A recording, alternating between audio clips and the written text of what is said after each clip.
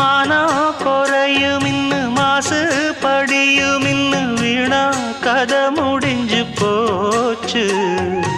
ஈசான மூலையில லேசான பள்ளி சத்தம் மாமன் பேர சொல்லி பேசுது.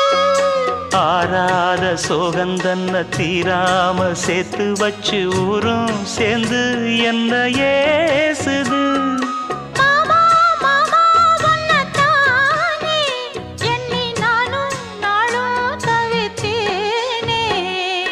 கூண்டுக்குள்ள என்ன வச்சு கூடி நின்ன ஊற விட்டு கூண்டுக்குள்ள போனதென்ன கோலக்கிளியே.